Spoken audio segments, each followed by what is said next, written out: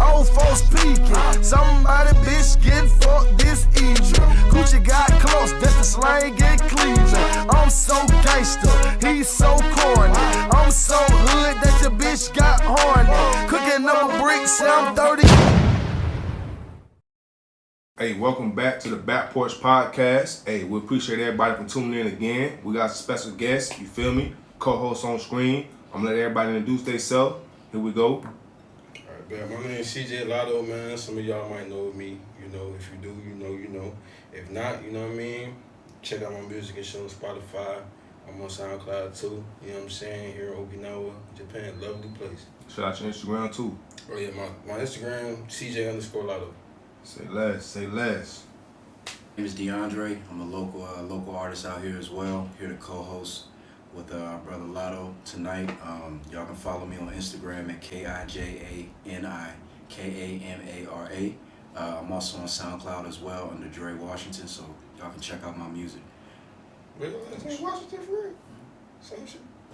Oh shit! Look, everybody, hey, what a small ass world. We might be cousins. It is. Hey, straight like that. Y'all already know. Goddamn me, DJ Stu. Goddamn AB on here. You know, AB in the house, same old, _ still in the link. But for y'all that don't know or too lazy to look, _A.Ron, that's RONN, and followed by another _. All these long ass Instagram.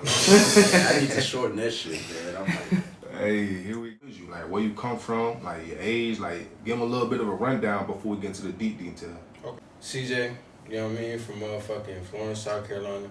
Goddamn, grew up in Florence.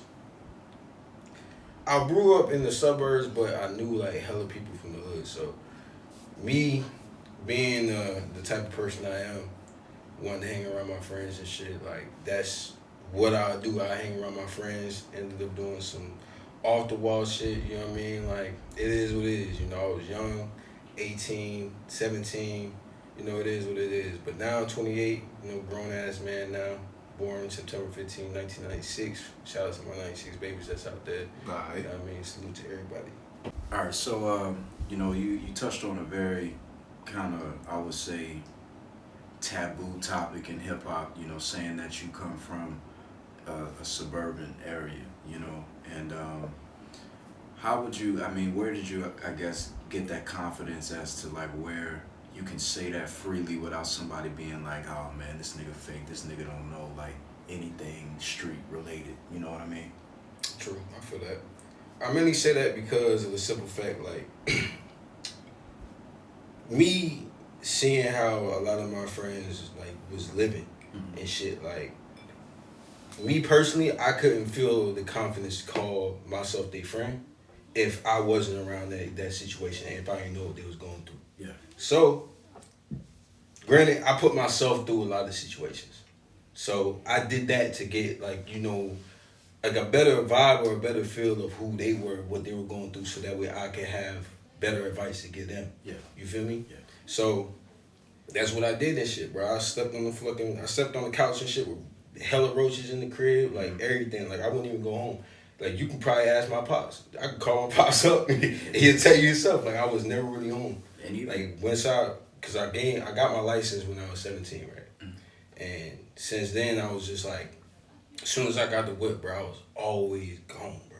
Yeah. All the time, bro. Like there was not a single weekend I was probably home with my family, bro. I was out with my friends and shit. And my friends, they did a lot of street shit. They sold drugs, they motherfucking smoked weed every day, like everything. And I saw them as like extended family. You feel me? Like if they was going through something, fuck it, I'm right there with you. You feel me? That's just how I was, you know, like I can't say that my dad I can't say he raised me like that, but me personally, like I couldn't do that. You feel me? Like if I'm there, if I say I'm your boy, if I call you my brother and shit, I mean that, and I'm gonna stand by that, and I'm gonna show you that. Because actions speak louder than words. They do, and to kind of follow on, you know, because that kind of reminds me of the Kendrick Lamar, you know, Good Kid, Mad City kind of thing, where, you know, Kendrick wasn't necessarily out there gang banging as hard as his friends were. They all told him, hey, like, you need to stick with that studio. You need to stick with your music, and it's gonna take you places. Would you say that, like, when you were outside, with your homies and, doing wild shit, would you say that they were kind of telling you that same thing, yet you were a good kid, but you were surrounded by madness in a way? I say kinda. Like, I want to say the main reason why my friends, like, love me so much was because where a lot of people would be scared to say some shit to them, I tell them straight up, and I be real with them. You feel me? And they needed that. Like, they needed that, almost like I was their conscience in a way. You feel me? Like, where if they was going to do some shit, I'd tell them, like, all right, you shouldn't do this, but if I was you and I was going to go do that, this is how I do it. You feel me? And then that would help them out in the long run, and I would keep them out of trouble too. Yeah. Like, a lot of times. Because whenever we be chilling, it wouldn't be on no whole, let's go shoot somebody, let's go do this, that, and the third. Like, nah, it's like, okay, what type of money moves can we make? You feel me? And a lot of people from my hometown, they wasn't doing that. Right. They was just out there just wilding the fuck out, just trying to, pop pills and shit, do dumb shit. You feel me? But I was like the smart one in the whole group. So it's just like people was like, all right, bro, like, we fuck with him. That's my nigga and shit. Like, I met like hella people, bro. Like, hella people that was doing crazy shit in the streets. Like, that shit crazy. Like, RP, two of my niggas, they both got, well, one of them died from pill overdose, and then the other one died from a whole street shootout. That was my nigga, though. Like, my nigga Stacks, I made a whole song dedicated to, just like his rap flow, his cadence, like shit that he would say, even his accent down to a T. Like that's how close me and bro was. You feel me? That was like my right hand man. Like, if there was any time, if I was ever in some trouble, or if he was in some trouble and shit, bro, we call each other up and, talk that shit out. Like, okay, what we gonna do? How we gonna handle this? You feel me? Like, same thing with my boy Dump, Rich Guap. RP that nigga. But that was my boy too. Like, it was just like us three was on the same shit. My brother, my boy Leezy, man, like, we grew up like in the same neighborhood, you feel me? But that was like, that's my right hand man still to this day, you feel me? But that motherfucker right there, bro, we've been through hella shit. All right, so earlier, you spoke about being, the conscience of the group.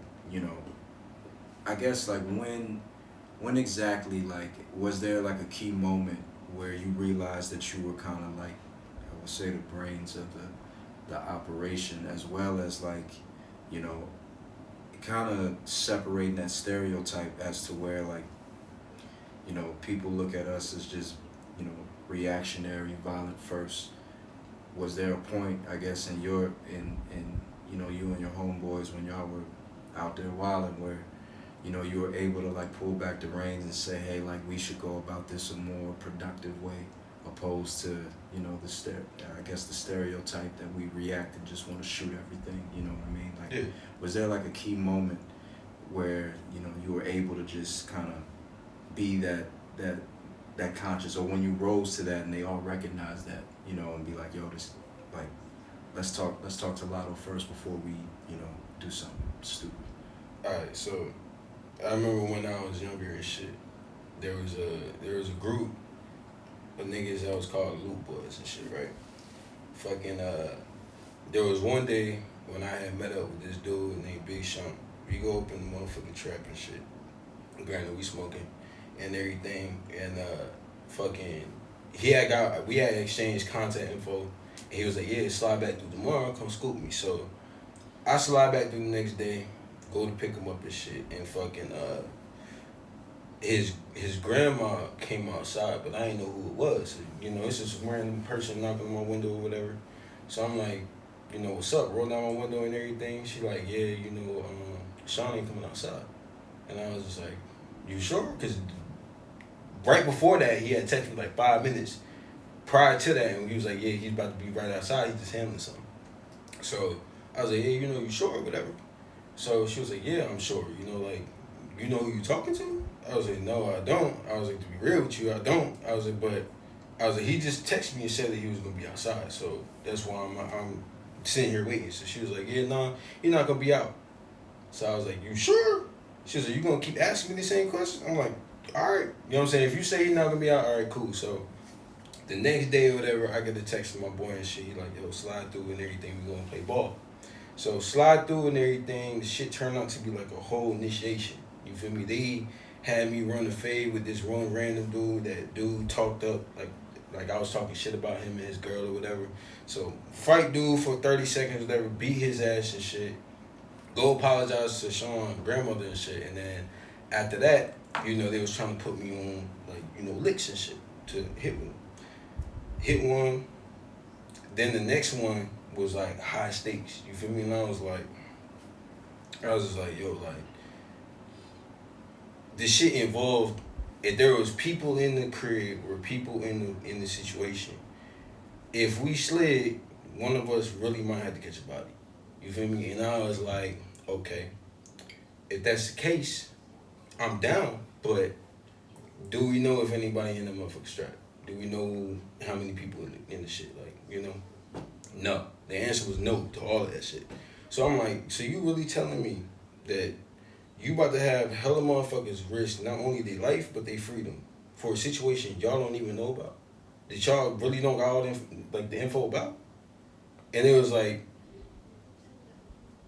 you got a fucking point. And I'm like, you gotta think about this shit logically. I understand trying to make money and trying to make bread and shit, you know, trying to, you know, come up on something. But at the end of the day, like, if you going about it the wrong way, bruh, I'm not trying to lose my life. You're not trying to lose your life. Nobody in this bitch trying to lose their life. Like, you feel me? And nobody definitely trying to go to jail. Because I'm not trying to do that shit. I don't give a fuck. I'll be real. And I'm not going to snitch and nothing. But I'm like, bro, I ain't trying to do that shit, bro. Absolutely. You feel me? So they was like, okay. That's when they saw me. They was like, nah, this nigga smart. You feel me? They was like, okay. Like, the shit that motherfuckers actually did was all planned. Like, we did this shit accordingly. Shit went well. You feel me? Like, we came up with something. But it was just like, when it came to trying to motherfucking, like, murk somebody, like, catch a body and do some shit out the way, like, not on that type of time. Like, at least I wasn't. Like, and especially, like, after that one situation, everybody, like, you know, called on it. It was like, okay, yeah, maybe we should really start thinking about this shit. You feel me? So that's what it was from then on. Alright, and from that point, that's where it was like, alright, I got a role in this. Yeah. Because, you know, everybody got a role. Somebody always the kick, though. Somebody always the crash out. Somebody always the nigga, we know who gonna drive that motherfucker, right? How we need to drive that man.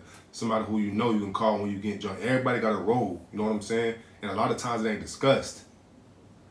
So that was the point where you realize, alright, I got this role. Where do you think you got that role from? Do you think it was because you lived in this other area? You think it was from your pops? You think it was just from, like, just life in general? Like, where did you gain the skills to be that person in that role? Because that role is needed a lot more in the hood, especially in the hood. Mm-hmm. So does it take somebody from outside to come back in? Or do you think it was something that just taught you that anybody can gain? I feel like either you got it or you don't got it. You feel me? Like how they say, you can take a dog out of the hood, but you can't take the hood out the dog. You feel me? Like, for me, hanging around, being around so much shit, seeing so much shit, it was just like, in order to survive and thrive, I had to pick up. You feel me? So, it was just like, all right. When I first came around, I didn't really know, like, how to move. I didn't really know, you know, how to operate. But over the course of time, I remember talking to my big bro, and he was like, what you really need to do, instead of being the loudest person in the room, be quiet, listen, and peep. So that's exactly what I would do. I would study, like, how everybody moved and everything, be able to read the whole room. Like, okay, I know I can talk to this person, I can fuck with that person. Can't talk to him, he too, I don't know. That other person, all right, you know, maybe we'll see. But more or less, I'll be able to judge people's character just by how they speak, just certain things that they do. You feel me? So I would know. Like, I don't know if that's like a natural gift or whatever, maybe. Who knows? Like my dad said, or my dad could really do the same thing pretty much. So I don't know if that shit just got passed down through genetics or whatever the case may be, yeah. But maybe that is the case. But I was always that type of person. Like the people that I fuck with still to this day are people I feel like I could probably bring into this room and y'all would fuck with. You feel me? Like, it's like that understood. Like, you know, what's really understood doesn't really need to be said in that circumstance. All right. You feel me? Say less. All right. So, I'm going to cut real quick. I was going to jump off of your point. Oh, go ahead. 3, 2. But what Stu was saying about, you know, really not everybody knowing their role is like so kind of, how can I say, like, what's the word I'm looking for? It's like profound, because like he said, like everybody is, and even like one of my, you know, mentors, I guess OGs, you know, spoke to me and was like, everybody ain't meant to be a soldier. Everybody ain't meant to be a drug. Like, you know, if I know that you're smart, I want you to go to school and do logistics and stuff. And if I know that, like he said, like we got the crash outs, we know, like having that role. And I think that, like, you know, even, you know, I would say that structure is really important, that organized structure that we find, you know, whether it's in the police force or the military or these other organizations that have some kind of chain of command. Would you say that, like, you know, would you say that that would have benefited, I guess, you and your homeboys more? Or is it something that you've learned that you can get back to them and say, hey, like, you know, I have a whole new array of, like, a whole new vision now. I understand structure, chain of command, where, like, we can really function as one body instead of just, like, you know, just being crash out and, you know, or everybody's so quick to react. And even, like, when you're not there, that they still can take the time and be like, man, I remember Mulatto talked, or like we sat down and had a meeting and we discussed and we, you know, bumped heads and really thought about something before we acted on it, even without you, like, present with them. You know what I'm saying? Like, would you, like, how would you, like, respond to basically my little rant right there? I feel like if anything, not just the community where I came from, but the black community as a whole need that again. You know what I mean? Just like the Black Panthers.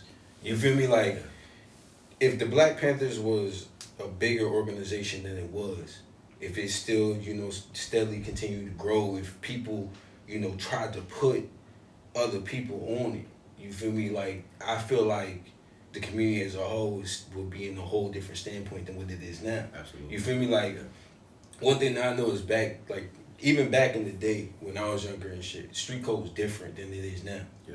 You feel me? Like, at least they had a code. Like, now it's just people just wilding out, just doing whatever. Right.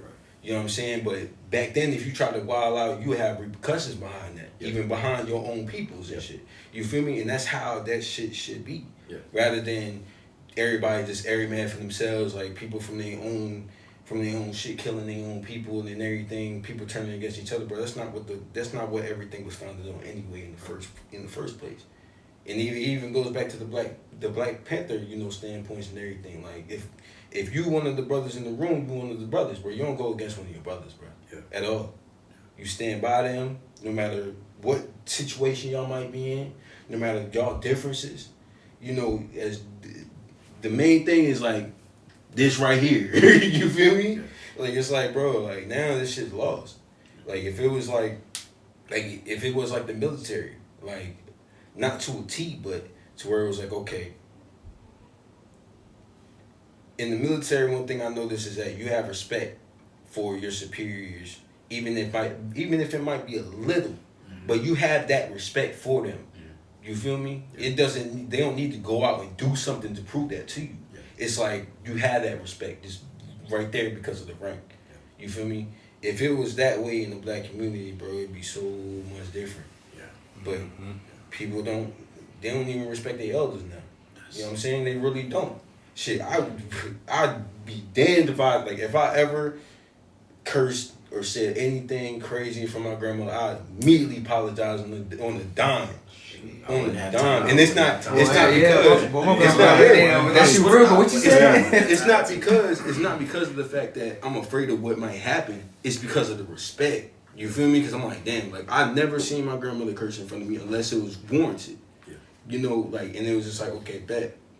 If I curse around my grandmother, I'll automatically feel out of pocket. And she probably be sitting up there laughing her ass off about it. But I'm like, yo, like I feel out of pocket, so I gotta apologize just out of respect. You feel me? I know I'm not gonna get my ass whooped. Like shit, I talked to my grandmother on the phone when she was still alive, and I cursed in front of her, and I was like, pardon my French. And she was just like, no, baby, you good. And I was like, I know, grandma. I was like, but it's still, I was like, I got to. I was like, I got to. You feel me? I was like, I got to. Because I feel like I'm disrespecting not only me, but also, my ancestors, everybody else. Like, because shit, who knows? She can have me on speaker. You feel me? Mm-hmm. And then some little kids running by and they hear me say that, and because I'm so cool with them, they think it's cool to say. Yeah.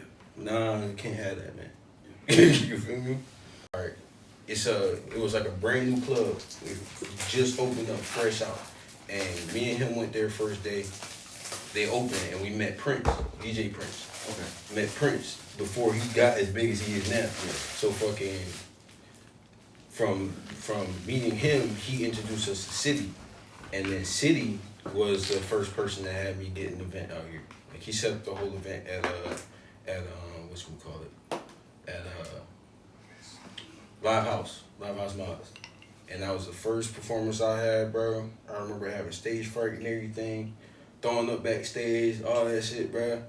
Going up there, and it was mad. That shit was packed, bro. I had motherfuckers, I didn't even know until after I performed, but I had motherfuckers from Tokyo fly out just to see me perform that song. And I had all them niggas on stage with me. I was like, fuck it. If you came out here for my songs in particular, bro, you're gonna be on stage with me. I don't give a fuck. I was like, bro, I don't give a fuck what City say, I don't give a fuck how they feel. Nigga, I'm about to have all y'all niggas on stage.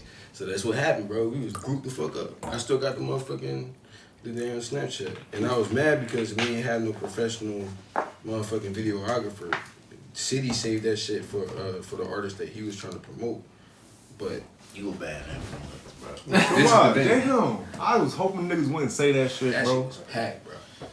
Damn. I had all my niggas on stage with me. That shit was lit, bro. That shit was lit. That was me and my nigga first performance. And then after that, I was like, man, fuck it, bro. We're gonna take this shit to the moon. And then right after that, I wanna say the week after that, that's when I met Never. And he was in 6ix9ine performing. And I was like, bro, how the fuck you get in the strip club doing this shit? And he was like, all right. He was like, say less. Get my Instagram, we gonna talk.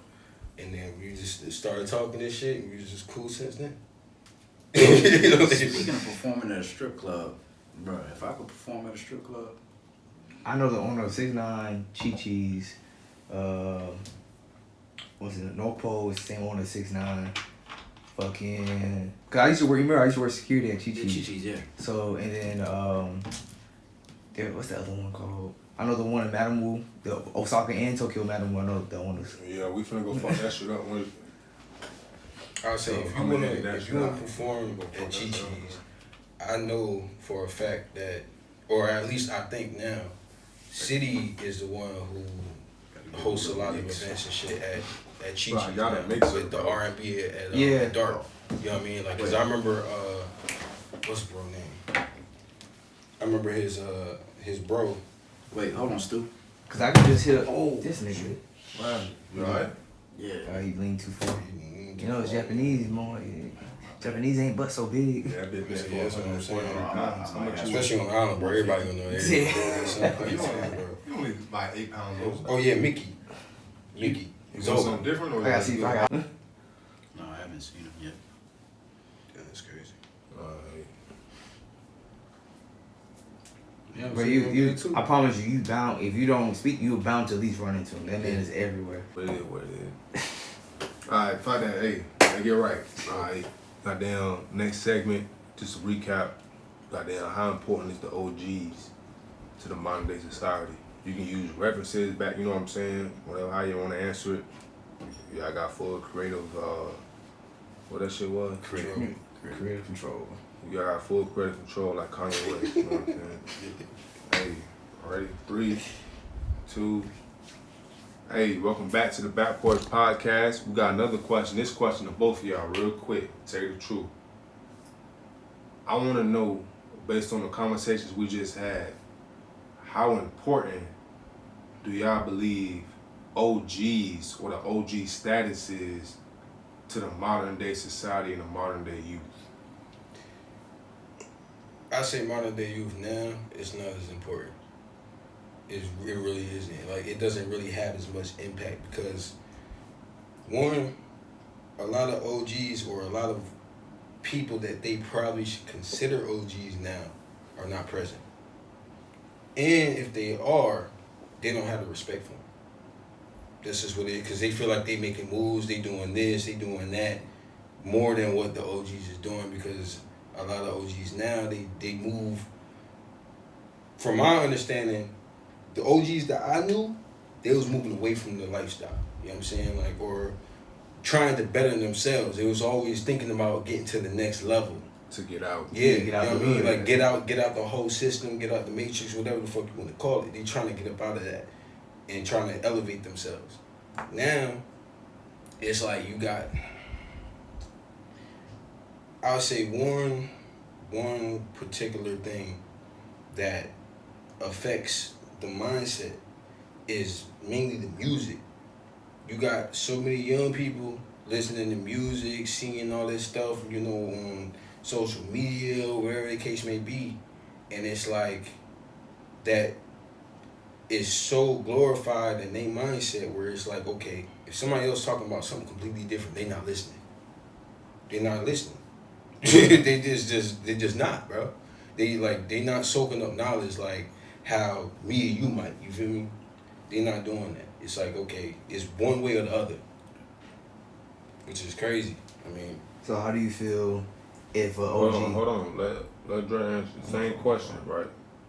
For today's society, modern day youth, how important do you feel the OGs or OG status is?